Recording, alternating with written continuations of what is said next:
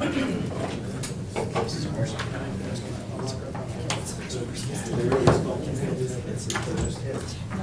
names. We used to have to. I saw it in the press. It was in the press on Twitter. Yeah, but that's not.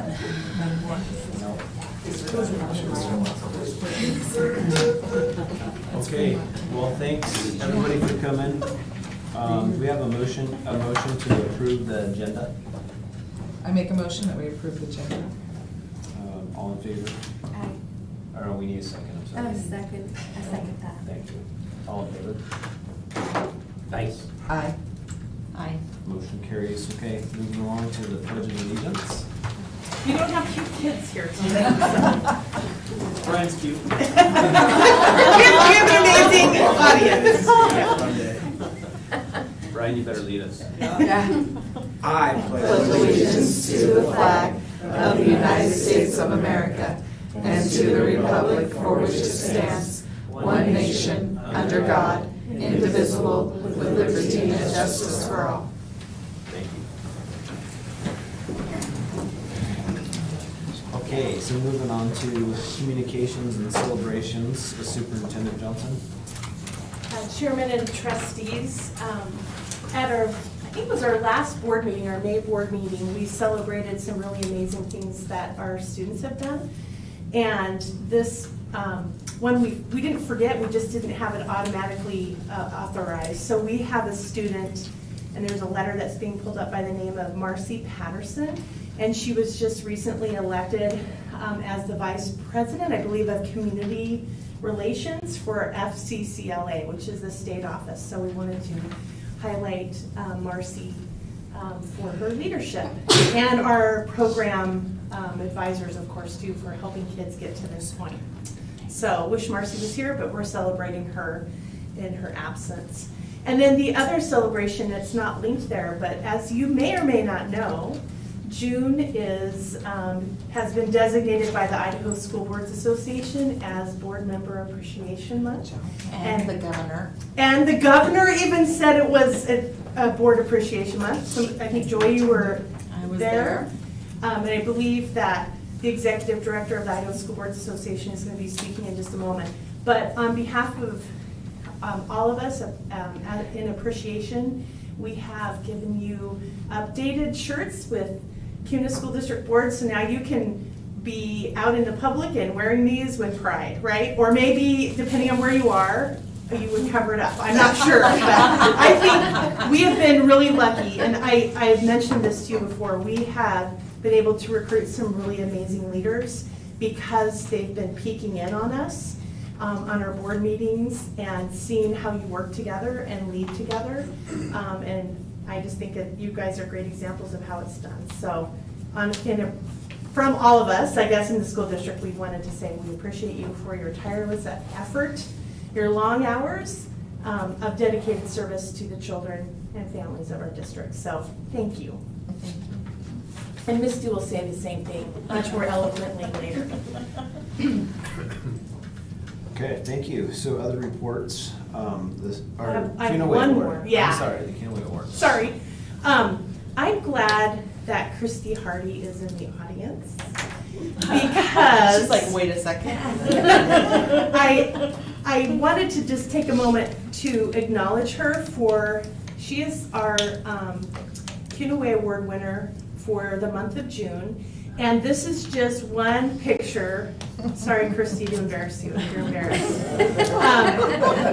The first time I met Christy was last spring when we were working on the 6 through 12 reopening of our school district with COVID, with our plans and adjusting that. So there's a picture of her around March of last year presenting from that work. And I had not really known Christy before that experience working with her. And you know how we are, when we get somebody who volunteers to help us, we say, hey, we need you in all sorts of other areas. So yes, you can see from the pictures the service that Christy has provided our school district, children and parents and staff in a multiple, lot of different areas. recently, serving on the capital planning task force, has been a huge advocate on the superintendent advisory council, worked to get people to the study circles and attended herself, and then also has been volunteering on several school advisory councils. And then I know Ludi has mentioned multiple times, Christy, I will speak to you personally about this, how much she appreciates your leadership in efforts around providing quality preschool to our children in this community and the efforts and leadership you've provided. So I also know, it's not up here, but she's very involved in the swim team at the Kuna High School. So Christy, thank you. I'm glad you're here that we get to tell you this to your face. Hopefully you're not embarrassed and you'll still show up to those other things. So thank you so much, Christy. Thank you.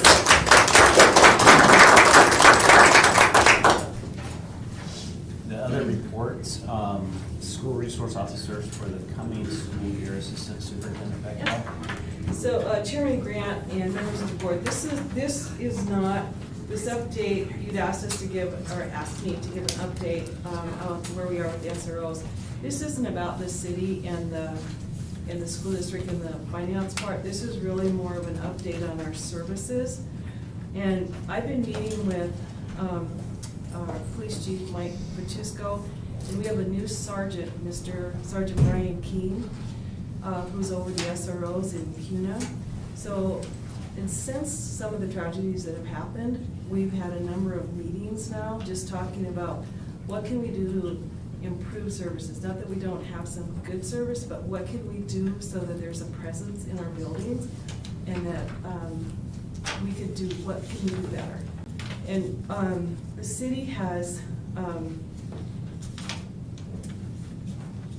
don't know what to say, given up, whatever, but we have our own sergeant over our SROs in Kuna. We've shared for 7 years that I've been here, we've shared the sergeant over the SROs and from West Ada and Kuna. So it's a stretch because they've got all these schools in West Ada and then a branch of us. And so knowing what's really going on all the time as best they could, they did. But because Kuna's growing, they said we're gonna dedicate a sergeant to Kuna who'll be over the SRO. So it gives, and they're paying for that. But that gives us one more person in the rotation when we need coverage.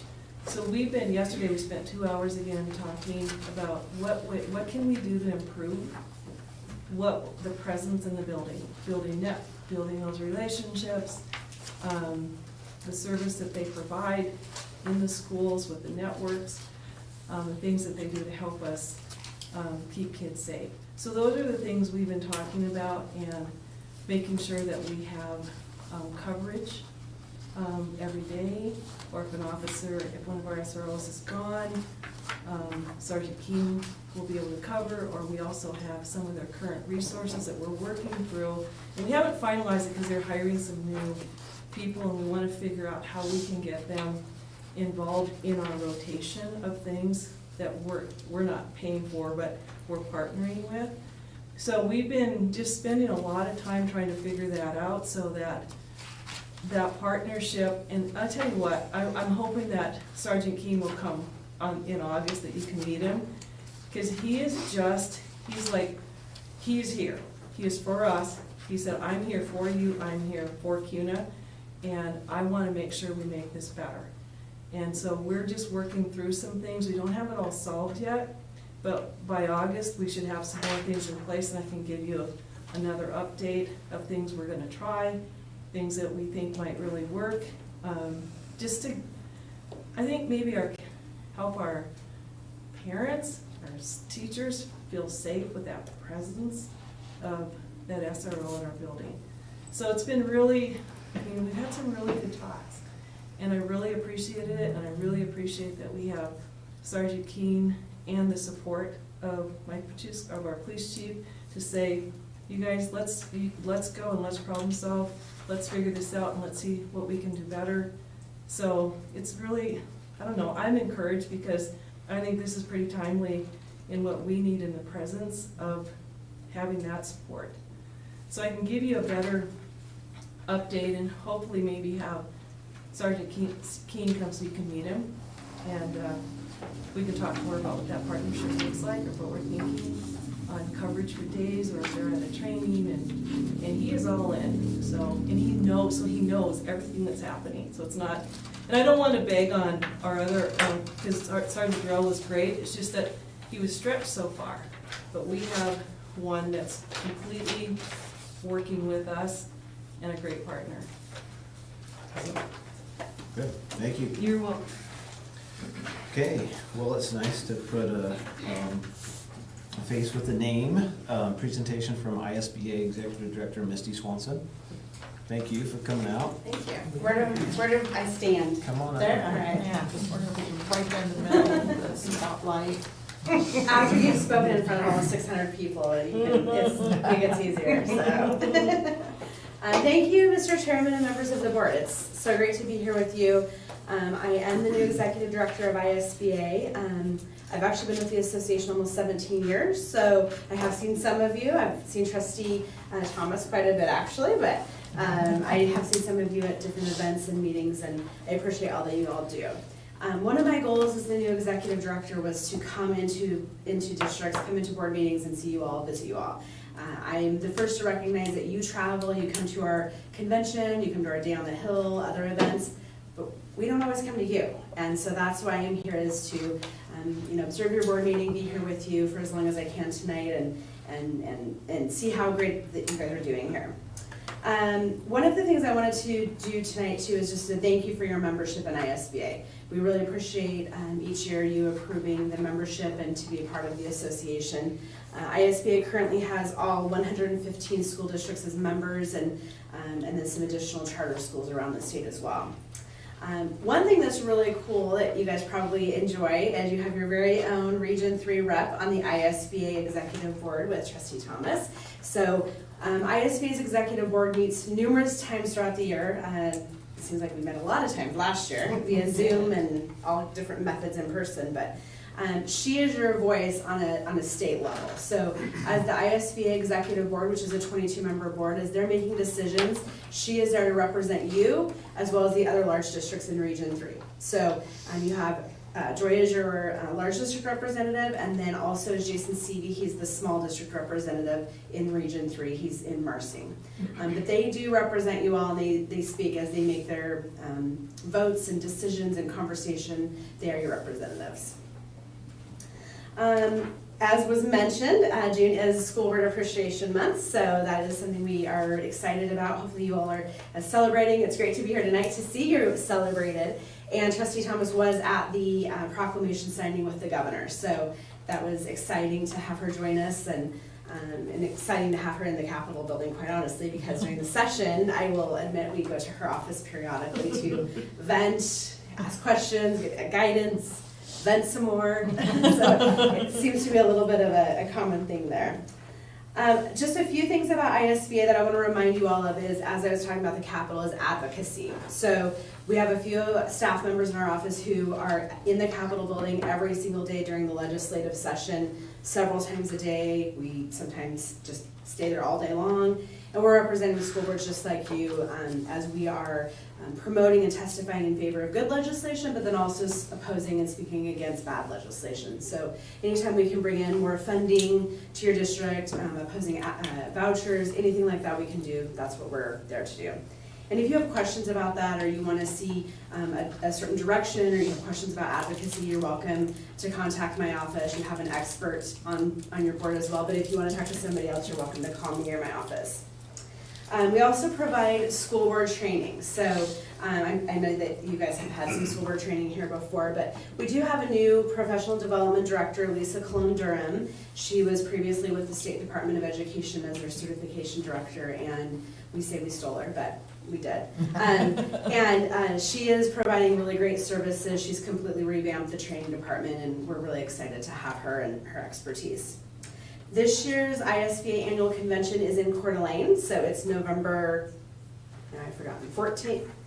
It's the Wednesday through Friday in November on our website. I have too many dates in my head right now, different things.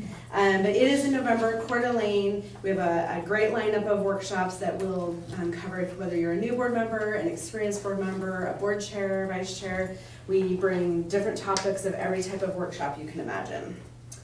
Another component that your board and your district is involved in is policy services. So you probably get, or your staff probably gets emails from our policy department.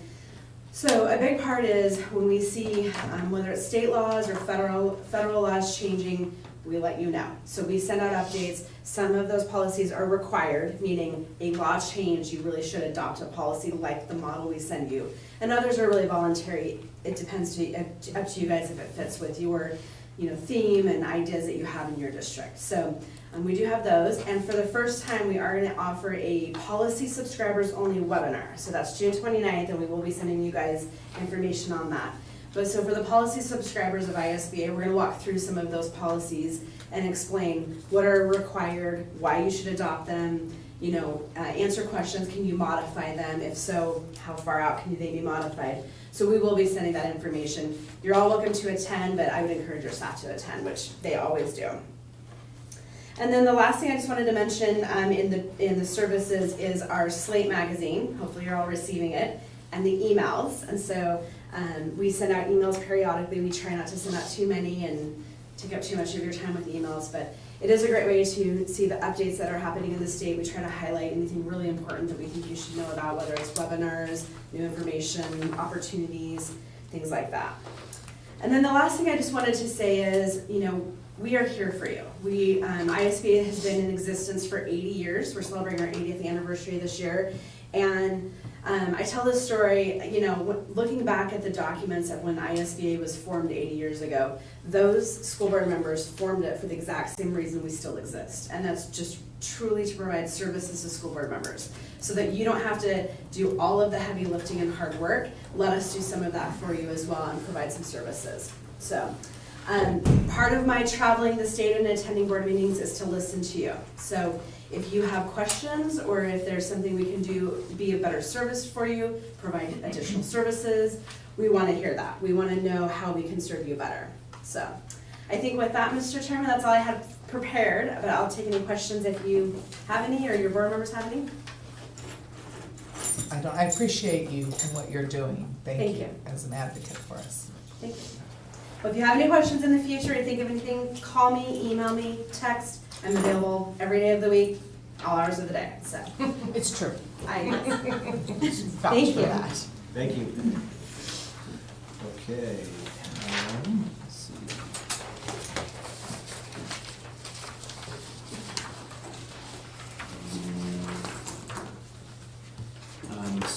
Let's see, superintendent report?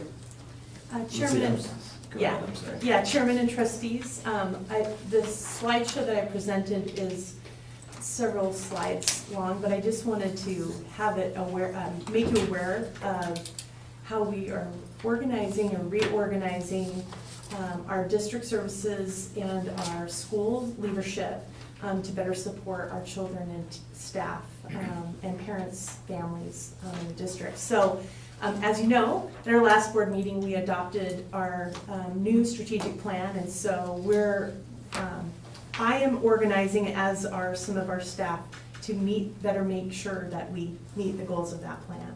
So just a reminder, our mission, values, and vision, and then the next slide are the 5 kind of strategies that we'll be using to make sure that we meet that mission, vision, and live our values.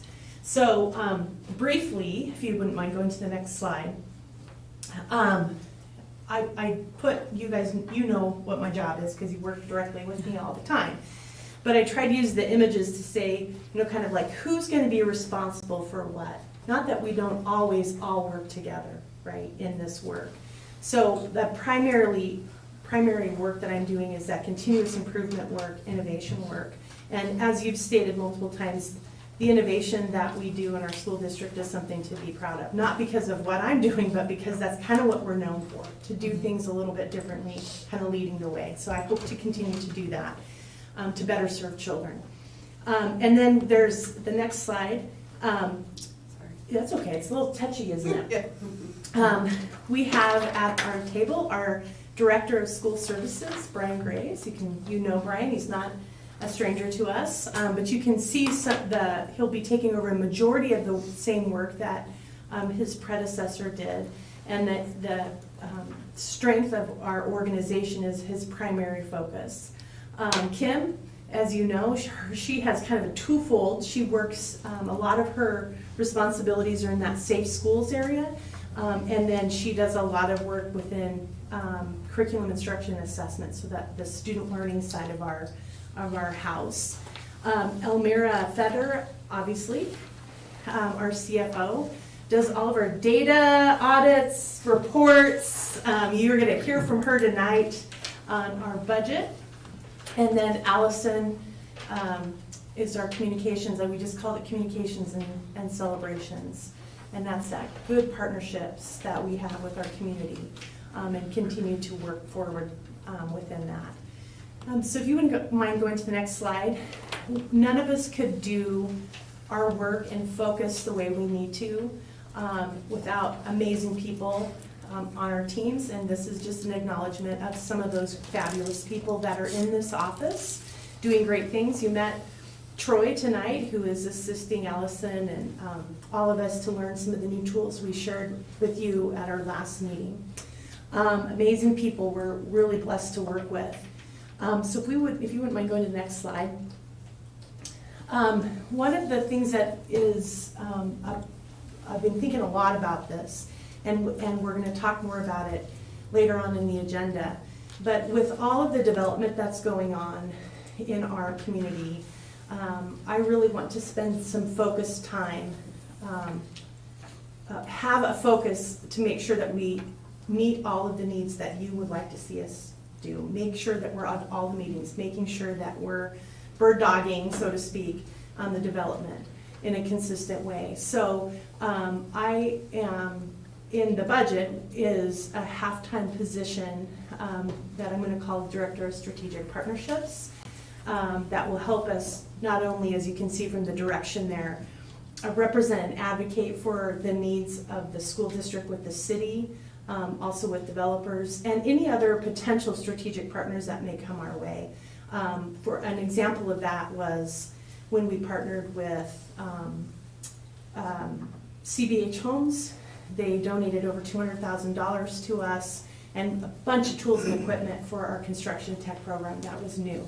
So it isn't something that would just be focused on fighting the battles that we need to fight, although we are going to need to do that, making sure that we're advocating for the needs of the school district as the community continues to grow.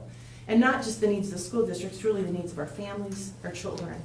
But also can start thinking about other partnerships we may need to help offset some of the, or help fill some of the needs that we have. So, as I've mentioned to you in the past, we believe we're stronger together, and as ISBA with Misty said that same kind of thing with all of the members across the state working together, advocating for good policy.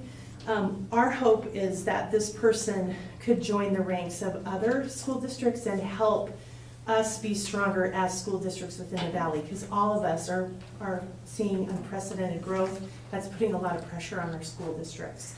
So that we had a conversation about that at our last SIC meeting, and there was a lot of interest in maybe pursuing something united across the districts, which I think just makes us stronger, because we often are meeting with the same developers. And what we may get isn't necessarily the same thing that another school district gets. So that's a new position with the work that we need to do, half-time. The other interest in that is potentially the other half might be with another district to get a full-time position dedicated to this work. So our structure really hasn't changed in our elementary leaders. We have an awesome one in attendance, and at our next meeting I hope to introduce you to our new principal at Ross Elementary.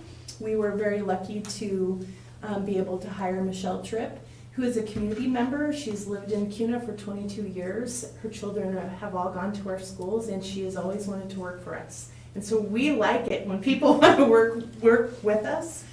As I said in an email update, She has about 7 years of experience in administration and is a strong educator. She's also served as instructional coach, a teacher, that sort of thing. So we're lucky to have her. We're having a meet and greet next week at the Ross Elementary School, so her staff can meet her and invite parents and other people within the district. And Kevin knows her well because she's your neighbor, right? Couple streets over. Okay, but close, okay. So she joins a fabulous team of leaders at all of our elementary schools. And then the next slide is our fabulous secondary school leadership structure. When I moved Brian to the district office, it opened a pretty big hole for us to fill. And then with Mike Wiedenfeld's retirement as our CTE administrator, Kim and I met with the secondary leaders, particularly the high schools, and said, what do you need? And they said, especially with all of the safety concerns and issues that had been raised this year, they wanted to see more people. So we took the CTE admin position and the secondary coordinator and combined it into one. So our Stuart Vickers, and really Kim could speak to Stuart. You had a lot longer working relationship with him, right? Would you like to add anything to that? He's just really excited. He's very excited to get going. Yeah, I've worked with him for many years, and he will learn. It's a learning, but he will learn. Yeah, the CTE side is, right? Yeah, the CTE side. The other side, he can help us. He'll be great. He was very complimentary to the board, watching you work together on trying to solve problems. And so I thought that was a compliment, and you helped us recruit him. So thank you. So he'll take that role on. In fact, he already met with Mike today to start some transition work. Wendy, we Yeah. don't see Stuart up there. Oh, he's at the very top. I'm Oh, sorry. very top. So secondary Gotcha. programs coordinator and CT administrator. Sorry, I No, I apologize. didn't see it either. I was like, Yeah, yeah. He's going to help coordinate all of those programs. So we're continuing the really good work that both Mike and Brian have done to make sure that we're aligned 6 through 12. So he gets to join an amazing team at Fremont. Jen Salois will be serving as the vice principal at Fremont because, as you know, our amazing Michelle is now leading at Shelley. That's what we really know her as, Shelley Manuel, is going to Kuna Middle School. So Jen is also from Nampa. Tim isn't here. What do you know about Jen? I've known Jen for many years. Yeah. My husband did her second son's wedding this last fall, so, yeah, she's in Peru right now with her daughter-in-law. They were mountain climbing, and she'll be back Wednesday, but she's really, really excited. She's a good person. Mountain climbing in Peru is a good preparation for middle school.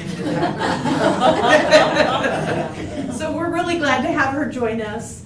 Let me see. I started to say that we consolidated the CT admin and the secondary program coordinator into one person, which allowed us to take a position at the Dean of Students. So Anna Steinmetz and Graham Hittman have kind of been serving that role as an interventionist, but now we're moving them to a Dean of Students. We took that position and made 2 people out of it because we need, as we grow, if more students, we want to have more coverage and leadership for helping those students. So their job will change just slightly. And then we're also excited to hire Luke Wolf, who is our district activities director. And Luke comes to us from the West Davis School District, where he's served as an athletic director at Eagle High, at Eagle High School, Mountain View. Mountain View.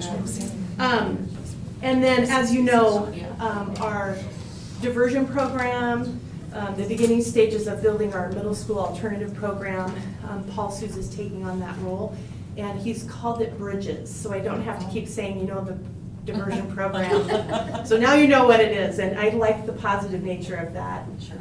So, When we wanna met, add something? I was just gonna say, when I met with him on Monday, he was just doing this visual of, I see it connected from here to there. To me, he said it looks like a bridge, so I just wanna call it Bridges. Yeah. Good. So even though, we have some people who are retiring or moving on to other other opportunities in different districts or in other states, we're super excited to be able to fill those with amazing people that will continue our legacy of servant leadership to the families, students, and staff in our district. And we're gonna just keep getting better. That's our hope and our goal. I just have a Yeah. couple questions. So Paul's in charge of 6 to 12 bridges. How is that different than our initial point in high school? Is that gonna be a different program that higher up than? Do you wanna answer? Yeah, I can speak, because we're developing it. Okay. But we haven't been able to apply for an alt school yet for the middle school, because it has to be a separate building. So it's going to be in initial point in a classroom.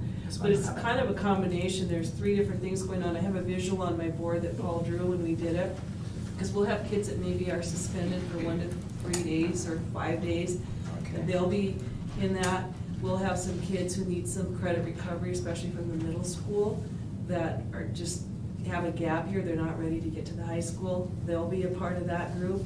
There'll also be kids who have come here for an evidentiary hearing and we cannot put them back on a campus for a while, so they'll be in that. So we're working through developing what all those pieces will look like. Besides the academic part, what are the needs for them for the behaviors and making better decisions? So we're working on developing those kinds of things to build in the structure today. So that's how it's different. So Yeah. that's what I want to know. Yeah. Then the other question on the halftime new position. Yeah. About what are we looking at line item wise? How much is that? Or where is that gonna come out? What are you thinking? About 50,000 is my estimation right now. Okay. Haven't finalized. Right, I But understand. that's kind of the budget. I just wanted to know. Yeah, thank you. Thank you, Chairman and trustees. Okay. Moving on, we have a motion to approve the consent agenda. I make the motion that we approve the consent agenda as is. Do we have a second? I'll second that. All in favor, Kirsty? Aye. Russ? Aye. Kim? Aye. Joy? Aye. Motion carries. Do we have any delegates? Yes.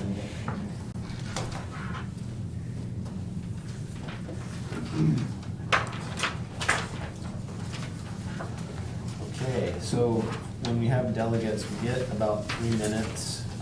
No decisions are made tonight, but this will give you a chance to voice your concerns with the board. Elizabeth, do you Yes. want to? Come on up. Okay, sorry. I'm like, it's the first time I've ever been here. What I did, I went ahead, so I'd say to you guys, sometimes I made a folder for each one of you, and you can take it back, read that, and the information's all in there. I am concerned with the dual language program, first off, because you talked about how you guys want to be better fit with like families, community, and everything else. Well, the thing is that in that contract, I noticed that it knocks off future children, like the siblings to the other children. That's like every program you have, each student learns differently, so I don't get that part of the contract because every time if a first student doesn't make it through. But then also in this situation, you can let you read that letter I typed out, and it's a lot of information, but I guess I had to go this far as to give you that much information on my personal life in order to get through and understand where I'm coming from, because it wasn't out of, busing was great. It had nothing to do with the busing, because in there it was given to me for, busing and stuff. It was the fact that I just couldn't in general, if you read that, it'll show you and tell you all the medical issues I had throughout that.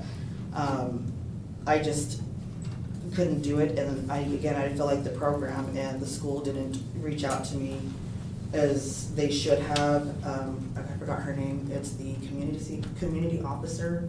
I forgot her name. She is the one that goes out to people's homes. She was supposed to come out, never came out, never reached out to me after the first time. The school, I talked to Mr. Gifford here, and he, explained to me, and I understood the contract, but the fact of the matter was, it wasn't by choice that this situation occurred, because believe me, if it was by choice, none of it would have ever happened. My children, I have 8 children, 4 of them which have graduated from Kuna district. They all graduated. I have 4 more that are in the district, and they hopefully will be graduating. but they have all been part of Reed Elementary's program, and I've been through Reed Elementary since the school opened. Again, the dual language program, I don't see that all of it sees fit, especially if the next student, say, one student learns one thing differently and then the sibling learns differently, because obviously we all learn different. That part has always confused me on that part of the restriction, that you can't have the next sibling go into the school. So I don't know if you guys know that about the contract for the dual language program. I don't see fit, because again, you guys have different, there's different programs in the school in order to fit each student's learning. And as far as this goes, and my daughter being, which was made aware of me, being the first student kicked out of the dual language program, and as you know, I'm bilingual, I'm Hispanic. I know Spanish, I can teach my daughter Spanish, I can get with the program, but again, if you read the letter that I wrote out, you'll understand why I was put in this situation this year. Never had any problem with any of the attendance of my children. They're all very smart, they've all finished school, and there's 4 that have graduated. Your time is over. Okay. So please read that and take all that into consideration. Thanks. Okay, so moving on to unfinished business, we get to review the status of the bond balance. Director Graves? Mr. Chairman, trustees, this is my rookie presentation. Director, I brought some fans. They're gonna cheer me out here. No, this should be really quick. Get your gavel ready. Mr. Reinhardt and I, obviously, I got to shadow him for a couple of days, so this was a presentation that was put together really fast for you guys. Remember in May, this is what you all prioritized. The numbers beside them is what we budgeted for, and we're hoping bids come very close, if not under. I can give you a quick, fast report. You guys just approved the consent agenda on the refrigerators. I think that was on there, and that bid was supposedly $100,000. Or 2 ovens, I'm sorry, wrong temperature. We were able to actually buy 3 ovens, either at 81 or 87, and you guys approved the one that we recommended. So that was an area where it came under budget. Next slide. These were 3 of the bigger jobs that right now went out to bid. Quick on the Hubbard cooling tower, the bid came back instead of at 300 at 407, which pushed us past the threshold for bid. Now we have to go and now pull that back and get sealed bids. But that obviously brought us a concern that if bigger jobs are coming a bit more expensive than we'd hoped. It brings me to the last slide where we're gonna recommend, there is 600, now if everything comes to bid, it'll be 664,000 left to decide what to do. Our recommendation is, after that, the cooling towers came back at over 100,000 more. Our recommendation is just to hold right now. Let's wait till some bids come back and see where we're at. Also, some of the things that remember, like Indian Creek Paint, Ross Paint, we're just not far enough in the capital plan. There might be jobs that you guys want to do if our capital plan goes this way, but if it goes this way, we don't want to do. So our recommendation is maybe to hold till hopefully August, September, when we have a little more information for you guys. Okay. You made it. I get to present 2 more times, which I'm really excited. We will have an update on the capital plan in July. Okay, so as far as an action item goes, Oh, sorry. since we're The action would be to, defer. wait until, Okay. All right, do you have a motion? the contingency. I'll make a motion that we defer the decision on what to do with the bond balance until we have more information. Okay, do we have a second? Yeah. All in favor? Aye. Aye. Aye. Joy? Aye. Motion carries. Thank you. Thank you. Review and finalize the topics for the next joint meeting with the city council on June 29th. Superintendent Johnson. Chairman and trustees, this is a short summary of the topics that we discussed bringing forward in our joint meeting with the city council. And I know there have been a couple of different things that have happened since we last met and discussed things, and so I just wanted to put this back in front of you to see if you wanted to like, anytime we have a meeting, we say, we'll feel good if this happens, you know, like an outcome. So I just thought I would put that up there if you wanted to further focus the meeting or add more to the topics. Thank you.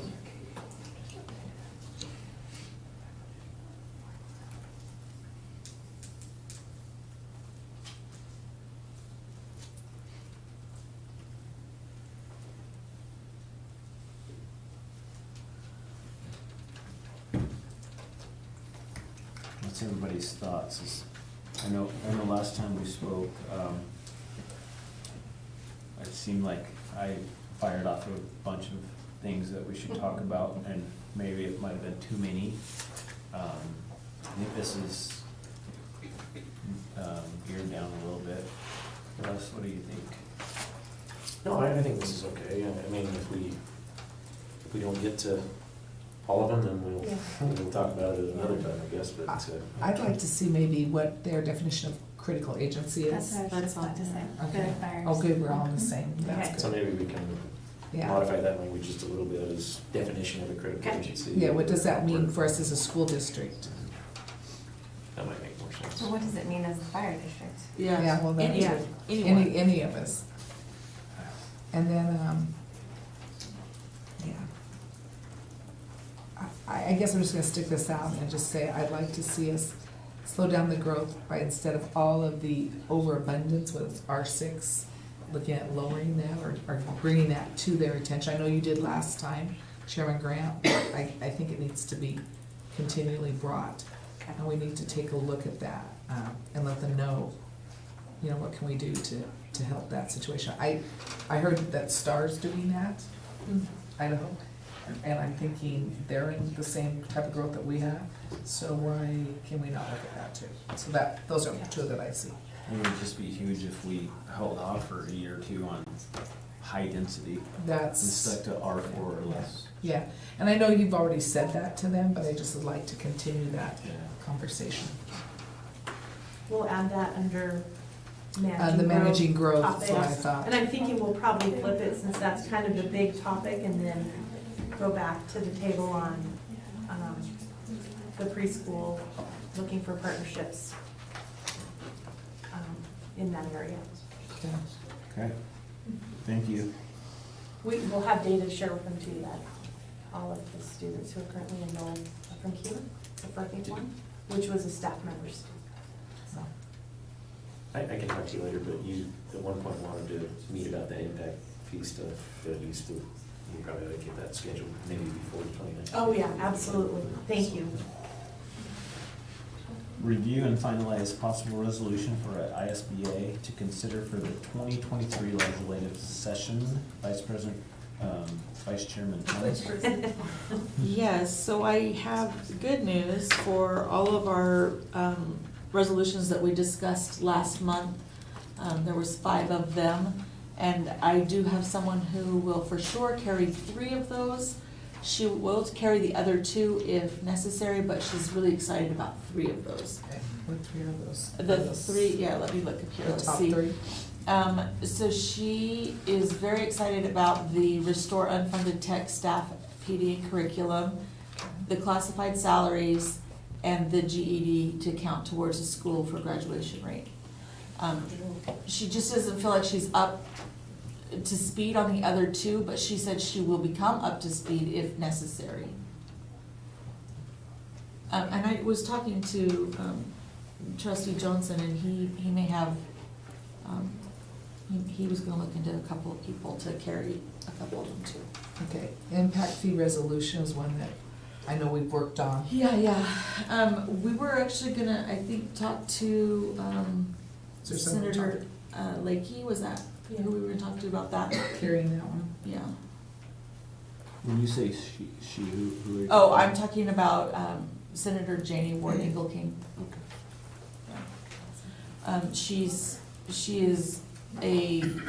She taught for several years, 30-something years. She's a huge education advocate. And she serves on the JFAC committee. And hopefully she'll still be on the JFAC committee and also the Senate Ed. So Okay, thank you. Thanks for your work. A lot of changes at the legislature. so- Yeah. There are a lot of changes, that's why I said hopefully she's still gonna be on JFAC. It just depends on how many seats the Dems win in November. Okay, so what type of action do we need to do now? I don't think we need any action tonight. I know we've all but we have a couple drafts left of, now they're gone. Hang on just a second. That's okay. I think we put action in case there was anything to act on. Yeah, but I don't think we have any action that we really need. We've written the one for number 2 to restore. We have a couple of, we gotta do some editing. We're working with the Twin Falls superintendent on the classified staff salaries, and we've all been kind of editing that one, till we get it to where we want it to be, but that will be ready for us to do in July. And then, of course, our impact fee resolution doesn't need a lot of work, we just need to get co-sponsors. And then I'm counting on Mr. Reddy and Mr. Graves to get me some information so that we can get the GED one written. And then I'm hoping that Trustee Johnson's gonna work on the update statute, 676513.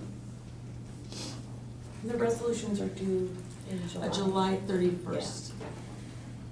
So we'll have one more meeting. Yeah, so at our next meeting, we'll have resolutions for you to review. They'll be in our packet, so that we can approve those, because we have to approve them before I can submit them.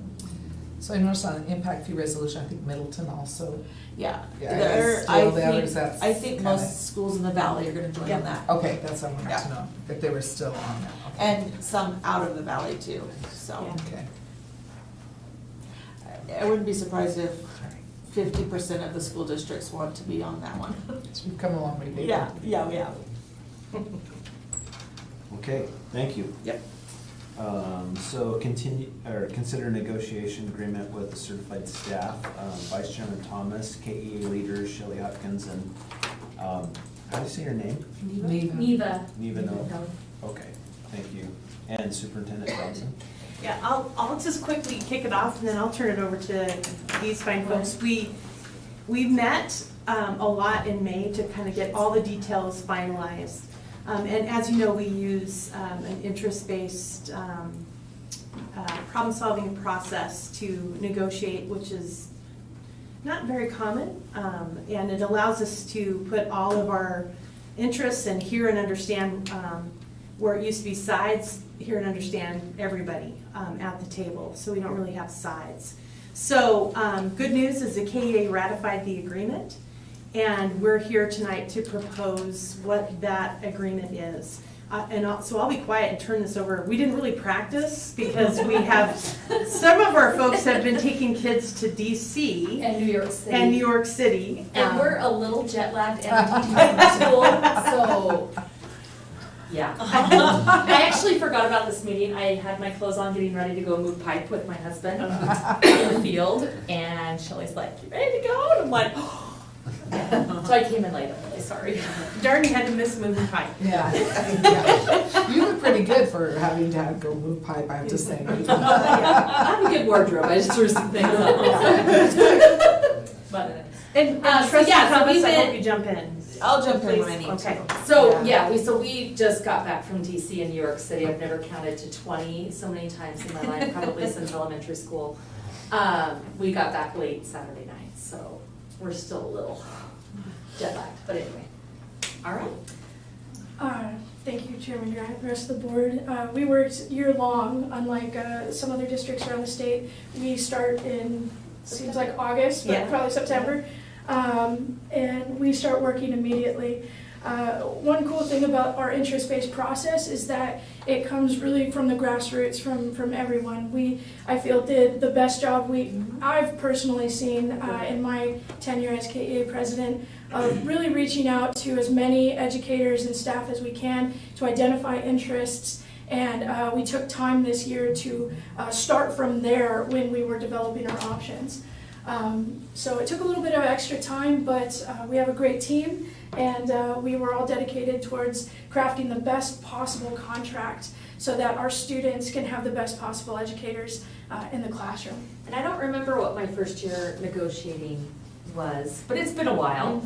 And I was truly, really excited about this time because like Shelley said, we truly got interest from not just the KEA. We actually ended up using our KEA survey and the survey that the school district put out to help us with our interests rather than using our Post-it notes and coming up with interests that we remember from what we've been told and those things. So it really felt like it was a little more clear and validating, I guess, because we had so many voices. I think our interests we had.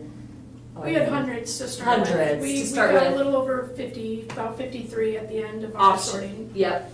And I'll speak to our particular challenges as well this year. As you know, coming off of a couple of years of COVID lockdown and different school meant that there were a lot of challenges and conflicts that we were coming from and trying to continue to persevere and just improve upon the things that are working. And so I'll speak to our process as helping us to achieve that, I think, really, really well, as you'll see later when we go through all the various options. Unlike in previous years, though, we weren't looking at a 5% budget cut. So thankfully, we were looking at a surplus in the form of federal funds and ESSER monies as well that we could utilize to continue to improve our schools and serve our students. So I'm really, really proud of the work we did. I want to thank Mrs. Johnson and Elmira and Trustee Thomas for coming and being part of that process. Thank you. Our proposal is as follows. Years ago, we secured 10 additional, well, I guess it was not just last years, year. it was just last year, Yeah. excuse me. 10 additional interventionists. So we wanted to continue to fund those interventionalists as they've been utilized effectively in the schools, and they're going to continue to be funded through that ESSER funding. A K-5 Spanish Interventionist. Now this has been a couple years in the works as our Spanish, our dual language staff have been advocating for specific help, not just in their program, but specifically intervening with kids with special needs in Spanish. So having a Spanish-speaking interventionist was a priority of ours. As you are well aware of our sub issues, we wanted to also provide a full-time sub specifically for our SPED teachers, our special education teachers. They take on a lot of paperwork. It's required by law. Their workload is greater than your average classroom teacher, and it's difficult to find ways to offset that without just hiring lots more staff. So one of the ways we were able to support our SPED staff is by providing substitute teachers for them so that they can take a day each quarter to make sure that they are updating their paperwork and that they're not spending, up until midnight on Sunday night of unpaid time doing that. Well, and also making sure that everything is within, I guess, is lawful and meeting those requirements. So.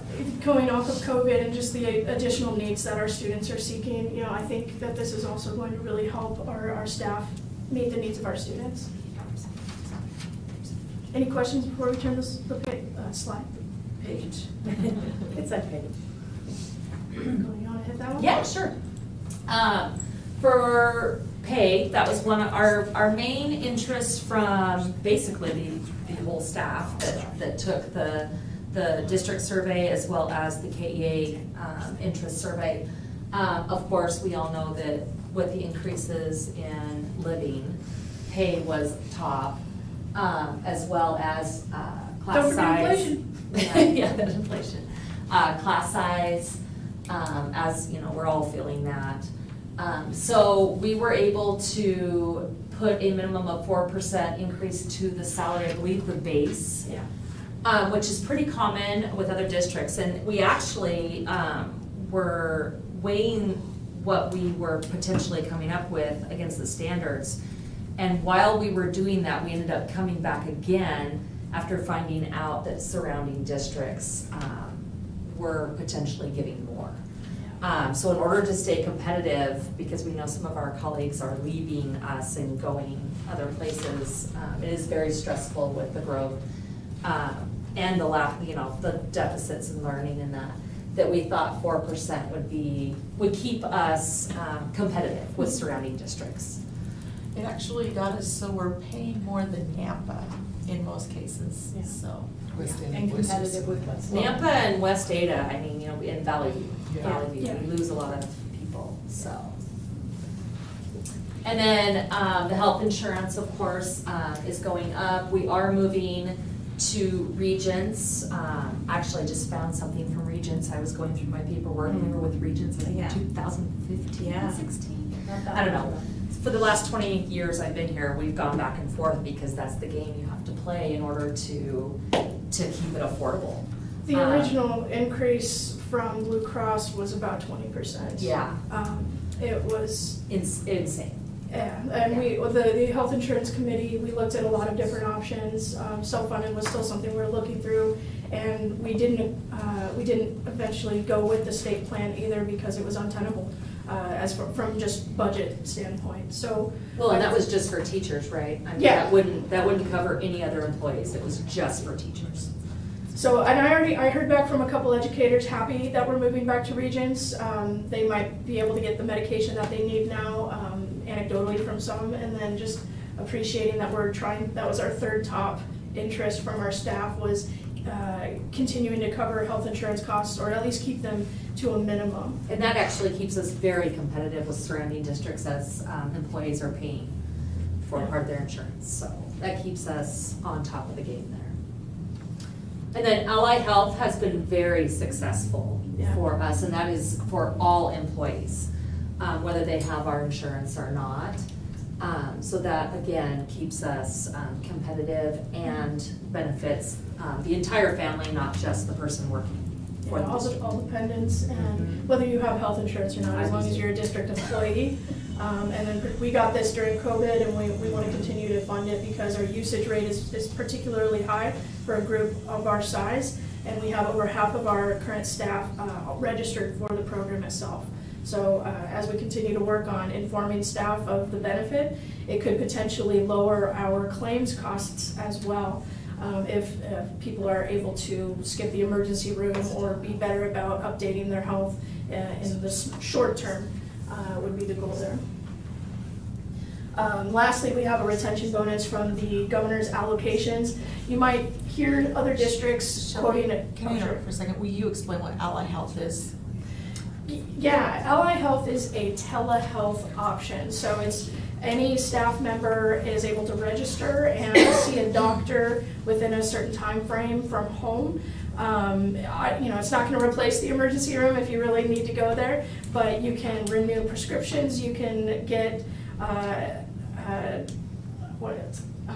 they can diagnose, thank you.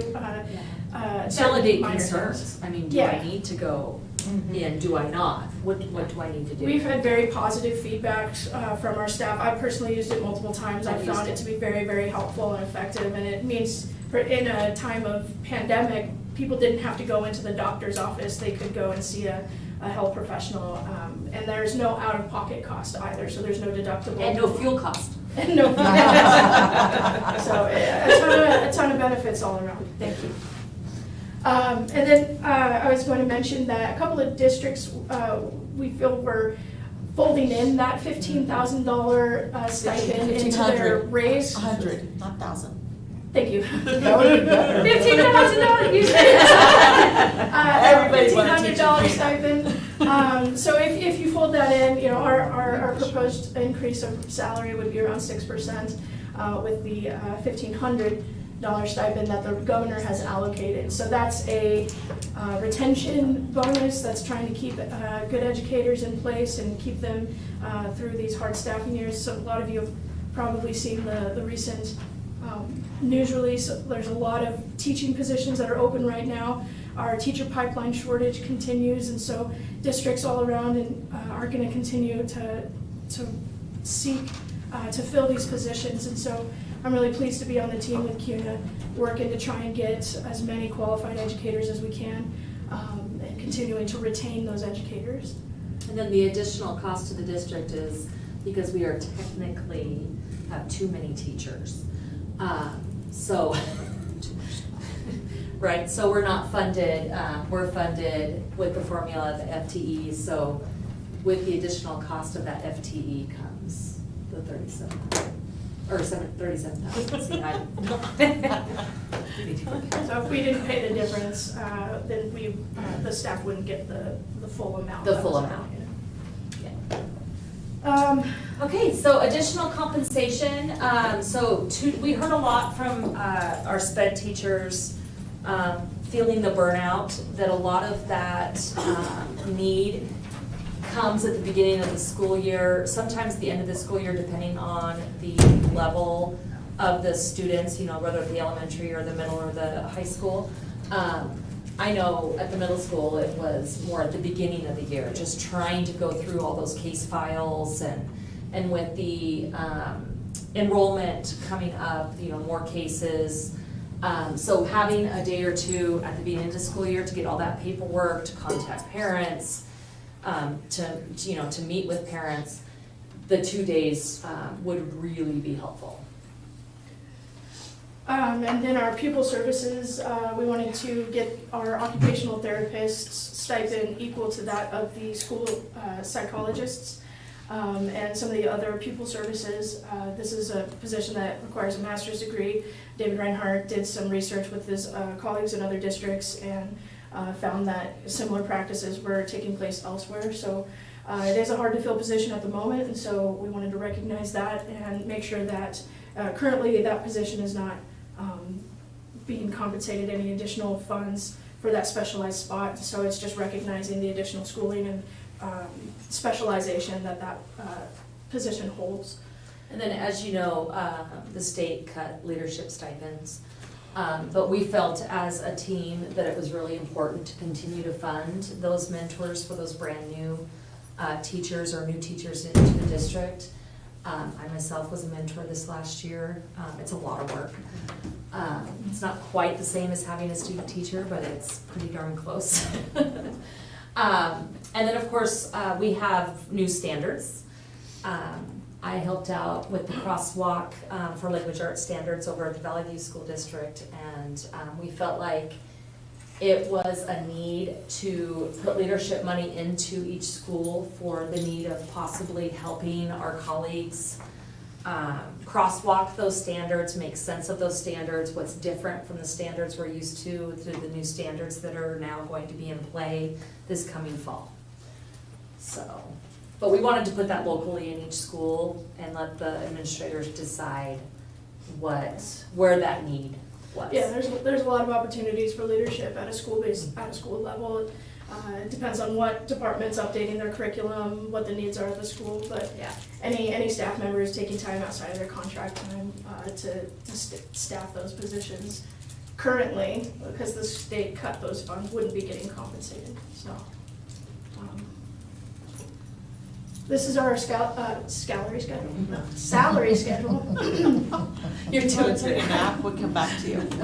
Before July 1st in 2017, there was, we had more steps and lanes here, specifically just to ease or allow for increase with, sooner, I would say, as you're moving.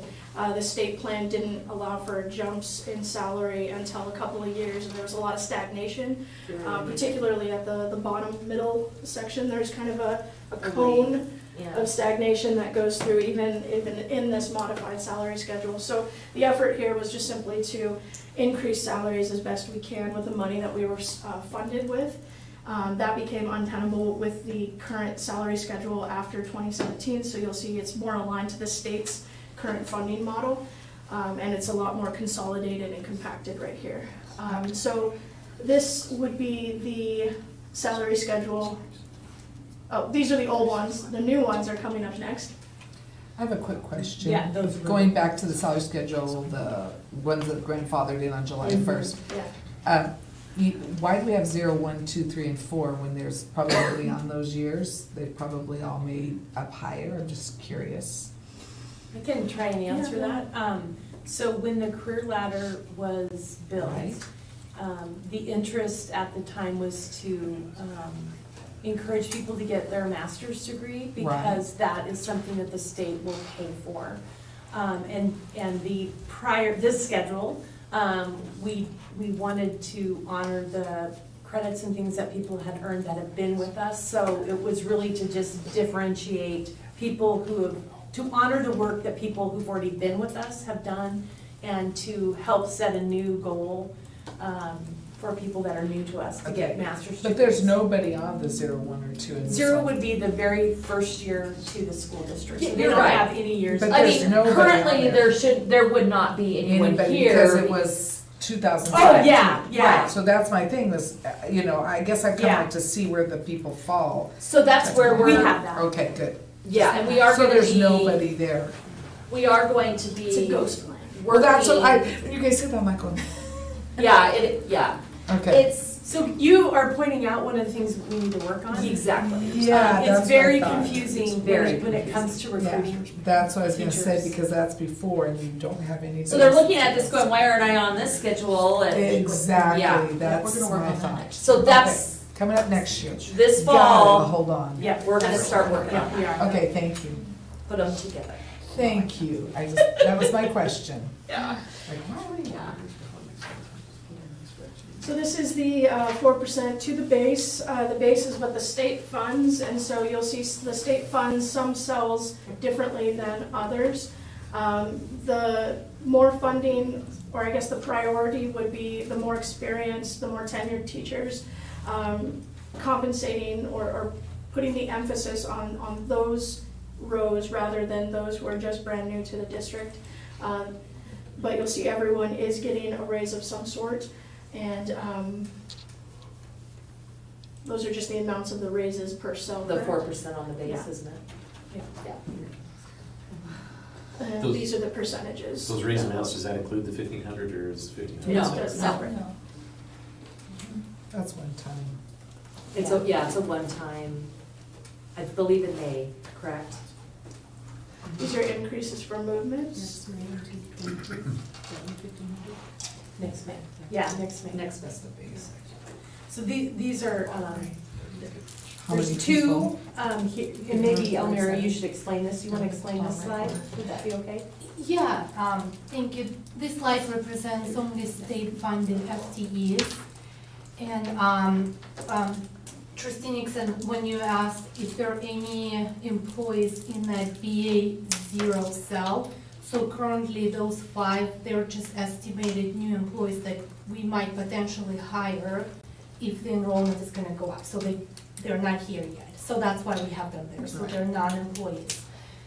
And so this is, I prepared 2 slides. This is the representation, what if sorry, Dan, could you go to the original slide? We take everyone, we take a snapshot, and we assume that everybody is moving the step down. For your experience. Based on their experience, because most likely that's gonna happen. And the second slide, thank you, Diana, if you go to the second slide, the second slide assumes not only the employee will move the step down, also to the right. That means what if they get extra credits, or will update their degree. So, and in this situation, we kind of assumed everybody's gonna move for budgeting purposes to the right, but Just so that we're not. that might not be, yeah, In deficit. they may not be an accurate, it's an estimated presentation, not a 100% accurate presentation, so. So we budget for the, I don't want to The say most worst case, the possible. most possible. Yeah. The most We would possible, love it thank if you, everybody yes. moved down and over. Right. Got it. But most We're likely prepared not. for that. Not everyone's gonna get 12 more credits, this coming year, so. Or as of what, October? October 1st. Correct. Yeah.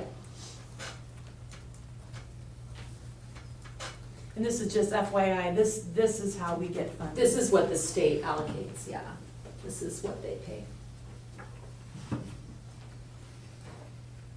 And this is how we supplement that in order to stay competitive.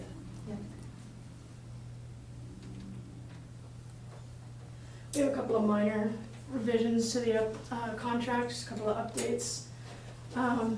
Some more fun than others. There's a particular language update that we all giggled over every time we talked about it. When a teacher volunteers on their prep period to cover a class, as you all know, this year we had a lot of sub needs, and so a lot of teachers were volunteering to teach on their prep period. It was more of a secondary thing that happened. Secondary teachers have that 1 hour prep period or 2 hour if they're out of high school. And so what that meant was elementary teachers in practice would be taking on half of an entire elementary class and teaching, gosh, I don't know, what, 40 kids? So, I mean, depending on what age group, it gets even more and more crazy the more you think about it.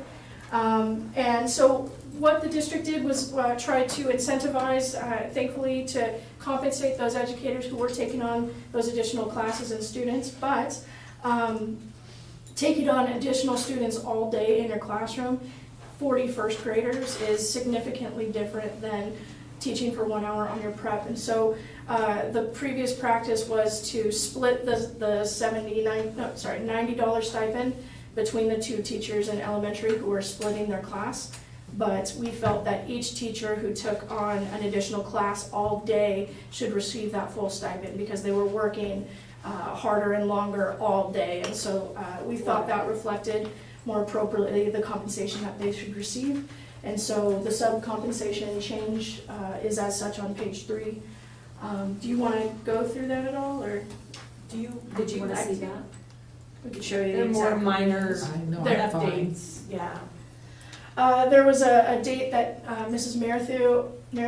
Tammy has on the payroll advanced clause. Those who are brand new to the district go about 2 months before they see their first paycheck. And so to help offset that long period without pay, they have an opportunity to take a payroll advanced in the form of $1,000. But Tammy asked that it happened before a specific date so she can process it. So it's just a specific date to get that in by. Leave of absence, there was a clause that allowed you to ask past March only for child rearing purposes. And that was the clause we always giggled about, child rearing purposes. And we felt that discretion should be used for other things other than child rearing purposes too. And so we just made it more broad as far as the discretion clause there. And then we did, as you saw with the OT and a couple other positions, there was some, the extra days for the SPED teachers. So we just updated that with the options that we had proposed on page 23. And that's the only changes. I just have one question about the sub compensation. Is there any way that classified can also sub when we're missing too many subs? We definitely They do do. that. They do, and then they get paid also a certain amount? No. They have their own incentives. Yeah, Okay. different. I just was different curious to incentives. see if we did. There are any of that. incentives, but Okay. we did talk at length during the year. Okay. Because I know our librarians, I know. constantly. Or having to go in and fill in. And, That's why I you was know, that wondering if takes they're my being library day as a compensated. language arts Yes. teacher away from my kids and, yeah, it's, so. Okay, so I just, Yeah. thought, just throw that out there. Thank you. All kinds of. Yeah. And I think the rest of it is more like things that have already been adopted, the calendar. FYI, right? Oh, there's the October 1st for Mhm. for credit. Yeah. We already went through that. And these are our ongoing items. We do definitely want to Healthcare. revise, or I would say improve the salary ladder, the career ladder that we have, the salary schedule. Engage legislatures, improve our healthcare knowledge and our usage. And since we are very digital, preserving for prosperity courses and resources so that new to the district educators are able to capitalize on that, and then educators can continue to utilize it effectively as they baby transfer or go to different. That'll be levels. something that Troy will help us to be able to do too. There's pay scale. Hey, There it is. there's a pay scale adjustment. So And- putting those two together, figuring out so that we don't have to. Yeah. And that darn insurance that's not going anywhere soon as far as, thorn in our side, and keeping up with growth. And this is all the history behind why we changed the salary grid and all of that sort of stuff, just for, in case, everybody, wants to know, so we don't need to go through all of that That unless was you'd a lot like of to, but would you add anything, Trustee Thomas? This is your first So, year on yes, the this team. was my first half of a year. Yeah, um, that's right. Since the election, because Sally used to do this.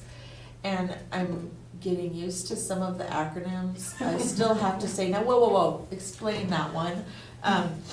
But I loved the process that we go through, and, we thought we had come to a conclusion, and we thought that it was all done, and then our fearless leader says, I don't feel comfortable with this. So we came back and put in some more hours at making sure that this is done right. And so I fully stand behind everything that we decided, and we did so with budget in mind. So I feel very good about what we did, and I think our staff is gonna be happy with what we did, so.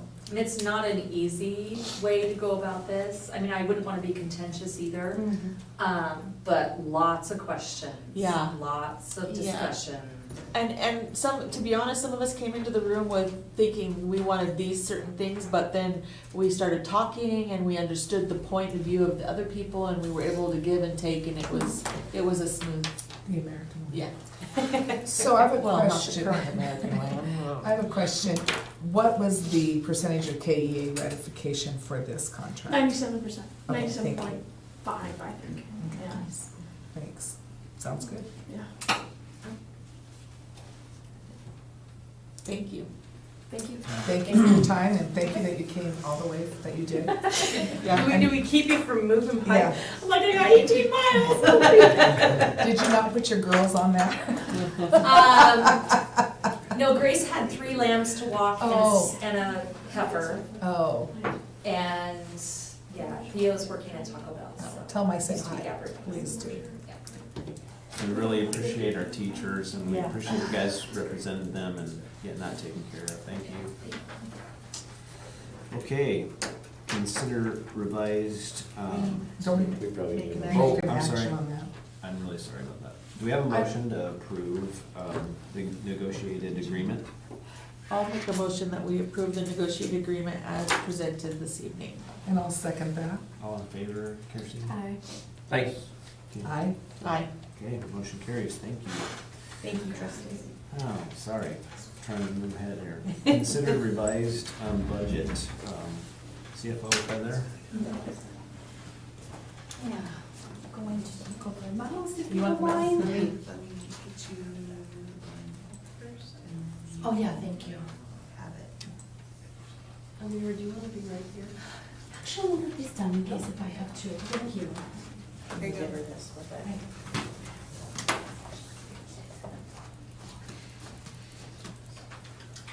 Chairman Grant, trustees, this is a formal budget hearing as scheduled.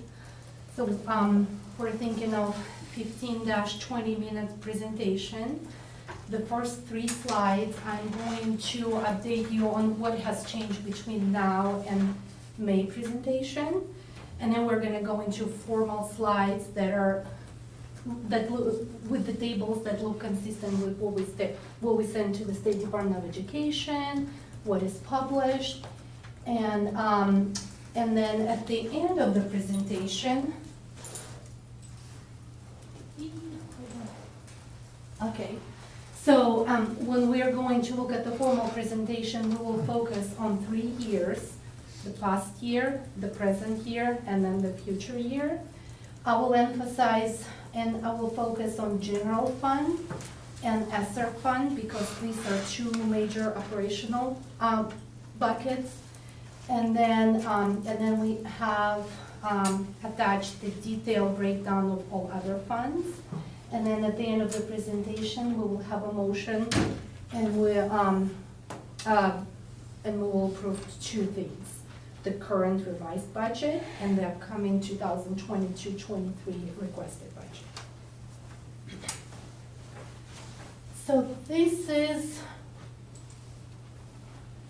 so hopefully that slide looks familiar to you. The highlighted yellow are the changes. As you can see, and if you look at the fund balances, so the percentages has changed, but the change is not significant. So there is also change over here. The revenue amount has changed. For the current year, the revenue amount has changed a little bit, so it's actually increased. So what happened, I attended the budget levy workshop 2 weeks ago, and I underestimated the values. I thought I went really high, and after going through my L2 form, Ada and Kenyan County representatives, they actually were committed to budget $100,000 more, mostly because of the personal property taxes. These are for-profit organizations that pay taxes on their property / equipment. So apparently we have more organizations this year. So, and the expense amount has changed as well. So now that our negotiations is complete, all the expenditures and changes that were discussed a few minutes ago, they have all been implemented and included over here. And unless you have any questions, I'm ready to move forward with the actual presentation. All right. So Dave Reinhardt is not here with us, and he may be attending online or not, but he entrusted me this slide. And just to make sure I say what he wanted me to say, there is a video. He recorded the presentation for Kuna School District staff, but he has put a lot of effort into trying to address the issue, and unfortunately, our classified staff is underpaid, that's the reality. And what makes it worse, unfortunately, there is not enough funds to address all departments within 1 year. So it's just not fiscally feasible, but we have a plan. And he asked me if I could share that plan with you. For example, during this current year, we were able to address child nutrition department. So now the pay scale for the child nutrition department is very competitive here in the Valley. And unfortunately, we did not have enough flexibility to address the remaining departments. So all the remaining departments this year, the pay scale was just increased with the standard 1.5%. So for the upcoming 2022-23 school year, and that is already included in the budget, we were able to address 2 departments or 2 classified groups, if you will. It's hard to fill positions, paraprofessionals, and transportation department. So we were able to make the salary competitive, at least a little bit above average in the Valley, but that took most of our budget flexibility. So, and the remaining departments received, the pay scale was increased by 1.5%. And I would like to, it doesn't mean that each employee only is going to receive 1.5% increase. So between the tier movements and everything, average is gonna be around 3-4% increase. So it's not just 1.5. So, and our plan for 2023-24 year, we will focus on custodial department, maintenance, technology, and office staff. So hopefully by the 24-25, all our departments will be competitive in the Valley. So that's our plan, and we have really, so we have really good data and budget planning to make that happen. So, and I was gonna say, I'm glad that you're doing that, but what is the percentage, is it, of child nutrition that we went up this year instead of 1.5? It's about 20%. Yeah, so all of the green ones so Yeah. far are going between, like, I would say 15-20%. Okay, That's I just pretty need to know, I know we can significant. cover it, but I just want to Mhm. know for information. And the reason we couldn't address all other groups because you can only afford 20%. so much, Yeah, 20% Gotcha. is pretty significant. No, I think it's a for great the plan, I budget. just was wondering what that green Mhm. percentage was, thank you. And those other Questions? areas are competitive because we updated the salary grid. Right, I remember the transportation, we just did that. Yeah, one. yeah. We talked about that, but I didn't know about the child, Yeah. thank you. And I can provide the exact information, you know. I just about was the curious. situation. Yeah. And I love the plan, I just wanted to know what The those were, percentage, thank you. yeah. And here's the link to the video if you would like, to watch it later where. If I missed Dave, I'll go ahead. Yeah, just make sure Yeah. I really followed the plan.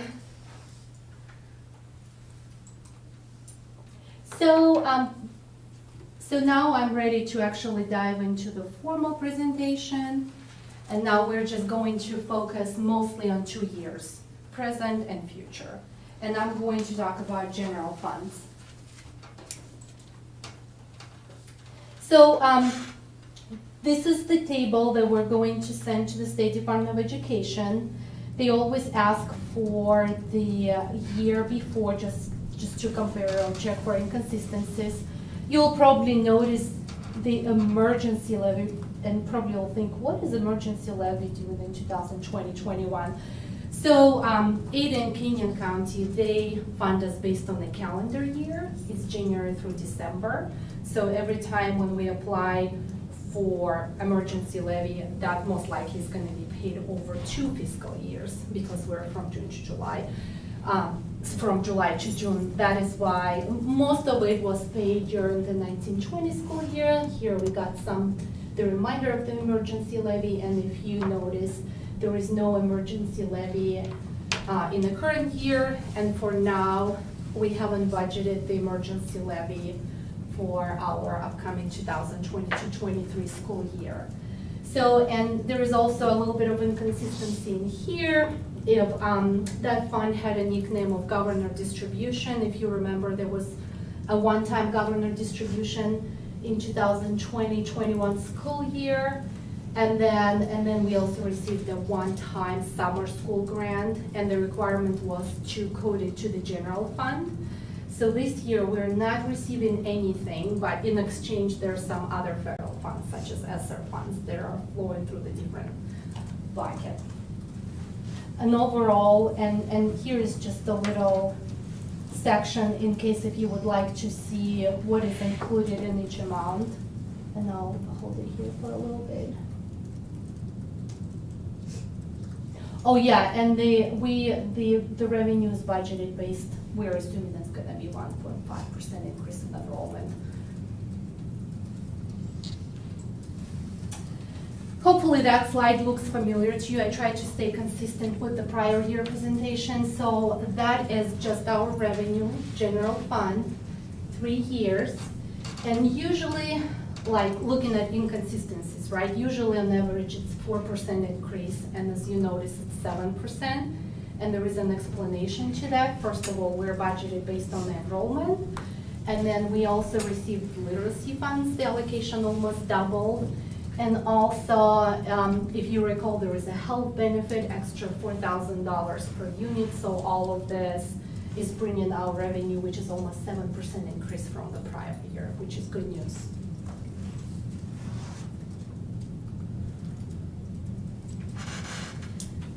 So we're still on the revenue, and for you just to compare 2 school years, there are 2 pie charts. This is the current year, this is the upcoming year. I try to color code them the same so you can see the consistencies or inconsistencies. The one inconsistency that I see here is the purple slice, which is the governor distribution summer school. It was a one-time distribution.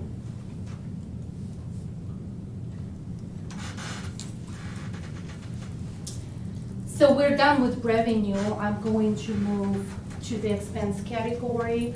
Once again, focusing on the current year and the upcoming school year.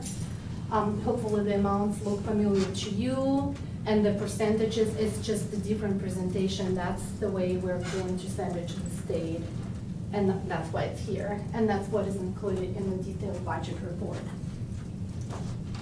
And the percentages are over here at the bottom. And now look at the same numbers, but in the form of charts, kind of visually, so you can compare where these are expenditures. So this is our current year, this is our upcoming school year. Hopefully the color coding kind of helps you with the consistencies or inconsistencies. I can see there is like a little pink pie slice in here, that's the contingency. And originally I budgeted $200,000 in contingency, but then after attending the levy workshop, they recommended to budget more in property taxes, but also put it in the contingency. They're like, don't spend it yet, because what if it's not accurate? So that's why the contingency is $320,000, which is not even 1% of the operating, of the total And not operating everybody pays their expense. taxes too, so we don't ever usually get all of what we should when it comes to property taxes, so that's a good advice because of that too, we don't know. And the reason, another thing with the L2 is the form that the district sends to Ada County. So you can always request less, but you can never request more. So for example, let's say if we have a new business here, such as Facebook, and they would pay property taxes on the equipment, if we didn't put it in our L2 form, then Ada County cannot collect it. So that's why they recommended to budget. Worst come to worst, you'll never use it. Now, kind of with the same numbers, but a different presentation. Now, this is our fund balance, and this is our general fund. So, and we have 1, 2, 3, 4, 5 years. So as you can see, the fund has been growing. So this is just the visual presentation of what the expectation is at the end of the 2022-23 school year. And part of that is the intentional goals of getting to 9% because of our recommendations of our financial advisors, and part of that is the ESSER, the unspent ESSER funds, unallocated.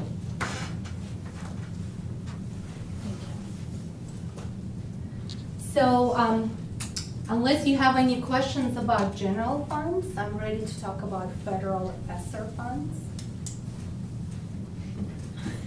Third time you see this, right? So, yeah. So, kind of let's go back to the 1.5 years ago. So last year, we received $9.4 million in ESSER funds. So that amount hasn't changed. So the state said, you decide. You can spend it all today. You can spread it over 3 years, whatever works for you.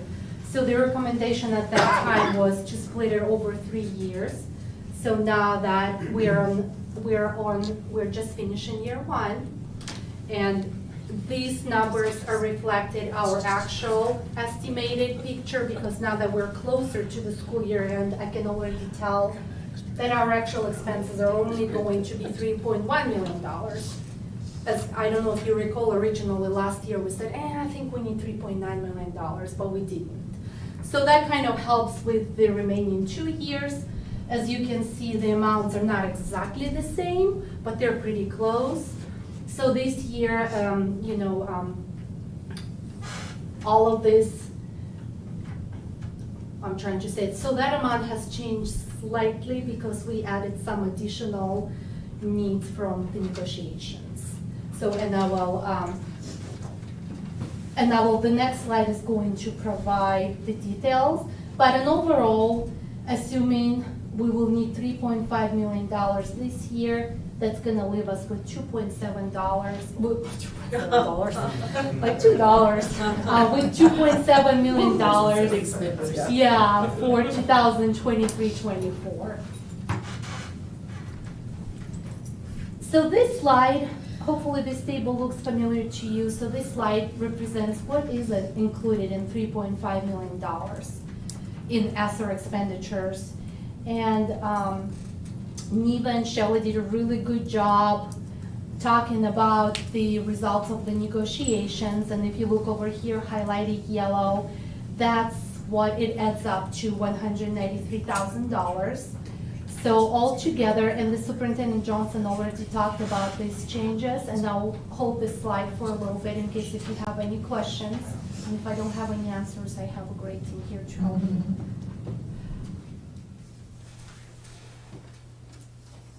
So the community superintendent parent advisory is to help us if we, when we do the program like we did, what was it, last month, we could get speakers or whatever we need for that, that's what To that's pay for. for speakers, to pay for Yeah. resources, Yeah. like packets and things that we gave out. Yeah. Kim's done a lot of work with St. Luke's and some other community partnerships that we may not need that, but Mhm. it's there in case we do. By the way, I attended that, it was awesome. Yeah. And it was well worth it for the Yeah, kids. our advisory council did a great job, and They did an awesome job. Kim was leading the way that way. Yeah, very good. Alrighty, thank you so much for helping me. So, I know this slide doesn't really give you a lot of information other than a bunch of numbers, but the state requires us to include all of the funds in one table. And not only we have to include all funds, we also have to calculate the beginning balance, the ending balance, and then this table, we have to publish it in the local newspaper, then we send it to the state, and that's our budget. And if you have any questions, well, what is included in the special revenue fund? So we have a link to the detailed PDF document, which provides a detail per fund, and it actually explains what is the special revenue fund, and then explains each fund, the beginning and ending balance. And I'm here for any questions that you have. And unless you have any questions or concerns, I'm done with my presentation. Hopefully no surprises. Thank you. Yeah, it looked really clean, thank Mm-hmm. you. So I guess I have a discussion item and then maybe a possible motion, depending on what we discuss here, but, and this has to do probably with our next agenda item, partly, but, I think there's a major concern with the way things are being approved with the city. And I think in order to prepare for the future, we should consider setting aside a certain amount of money for a legal action fund. And that could include just mediations or requests for reconsideration, but it also could include asking for a judicial review of some of these things. And I feel like the time has come, we can write letters all we want, but I feel like the time has come that we have to be prepared for that for the coming budget year. And I'm not sure if we need some input. I would suggest maybe $50,000 set aside. And if we don't spend it, we don't spend it. It's not something that we have to do, but I would feel like that may be an appropriate amount. Sorry, couldn't hear, did you say $50,000? Yes. Yes. Am We I could- allowed to Yeah. offer recommendations? You Or jump no? in. Okay. Yeah. Because I was can I do Yeah. recommendations? So would you consider, we reserved a contingency fund, almost $320,000 unobligated for unexpected situations. Would you consider to bookmark $50,000 out of it for the legal action plan? Because I can Yes. easily add it to the budget. And it wouldn't change. Without the- changing anything, yeah. So it'd come out of the 300 and whatever. $20,000, that. yes. That- Mhm. And do So we the- already, oh, sorry. Sorry, so this would just be an earmark for, it's not that we're spending that money at this point. It's Mhm. just that we may need to be able to spend that money in the Right. future, and I'd like to have that potentially Mhm. added to the. And that would be a lot more than what we're typically used to doing with legal support. That was my next question. Where does our legal funds usually come from? From this particular line item that you're talking about? Or do the legal fees that we incur come elsewhere? We have a separate budget for the legal fees and audit fees, and we increased the legal fees by 20%. That's for our current attorney. So every time when we have any questions, they charge us. So we do have a separate budget. So what I can, since it's all general fund, I can decrease the contingency fund and increase the legal fund. We already have a No, fund. I like that idea. Designated to I'm open that. to it. Mhm. Well, and, you know, if we get sued for something, then we Yeah. have some insurance coverage for some of those things too. But Absolutely. that's not what we're talking about. This would be more Proactive. pro-action Yeah, on our proactive. part. So, and that would not be covered by Right. those. Yeah, it wouldn't be those covered benefits, so. by our liability insurance, for example. Okay. No, I think it's a great idea, I do too. and I think it needs to be added here. Okay. And we've got the ability to do that, so. Without changing the budget. Yeah. Yeah, we'll just make sure it's. So I would go ahead and make that motion to approve the 2021-22 revised budget and to approve the 2022-23 requested budget as presented, but also with the addition of a $50,000 legal contingency fund as we discussed. I'll second it. Do we have, or have a second? All in favor, Kirsty? Aye. Aye. Aye. Aye. Yeah, you threw me off. I'm sorry. Thank you. Thanks. Appreciate your work. That was really good. Okay, so moving on, next to review the response to the city councils regarding the approval of the Schuyler Ranch subdivision annexation. I want to tell Trustee Johnson, thank you for his time and efforts that he put in to write this letter. I feel like it's really good. And it's very well written, and I think it expresses our feelings as a board.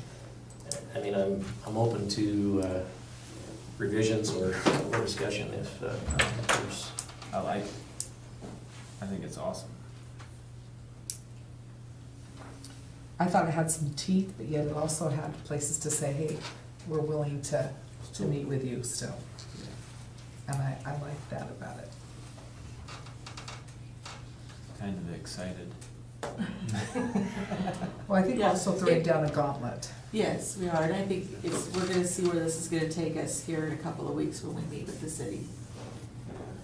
Yeah, nice work. Do we have a motion to approve this letter to the city council? I'll make a motion that we approve the letter written to city council to be sent. Do we have a second? I'll second. All in favor, Christie? Aye. Russ? Aye. Aye. Aye. Motion carries, thank you.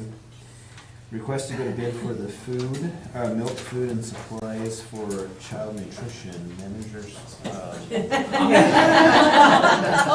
This is how it works now. We're like, Yeah. I got a principal. No, to represent Manager Swanson, from what I understand, this is a yearly request to you for us to go out to bid for milk, food, and supplies for child nutrition.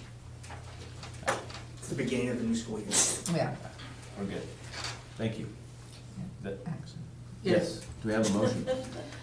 I make a motion that we go out to bid for milk, food, and supplies for child nutrition for the upcoming school year. Do we have a second? I'll second. All in favor, Kirsty? Aye. Russ? Aye. Kim? Aye. Joy? Aye. Motion carries, thank you. Okay, so the first reading of the new policy 421 workplace harassment, bullying. Do we have a motion? Gotta let him Oh, talk I'm sorry, first. go ahead. Yeah, and then again, super fast, and hopefully this is a policy that we'll never have to use. But when looking at, when a staff member maybe has a concern or a complaint against another staff member, the only policy we had in place was sexual harassment.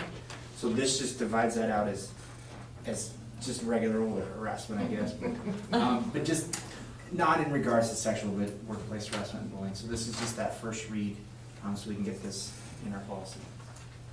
And so we can provide development around it to staff so they know what's appropriate.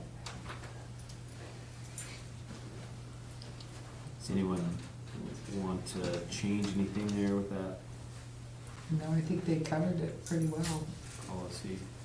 Or ads? Was this a sample from ISBA? No, Or it was, from- it was from our attorney. Our attorney? Yeah. She also gives us updates. So we get to compare a lot, like pull a little bit from both. No, I think it needs to be done. I mean, yeah. Okay, do we have a motion? I'll make a motion that we approve policy 421 workplace harassment bullying first reading. A second? I'll second. All in favor, Kirsty? Aye. Russ? Aye. Aye. Joy? Aye. Motion carries, thank you.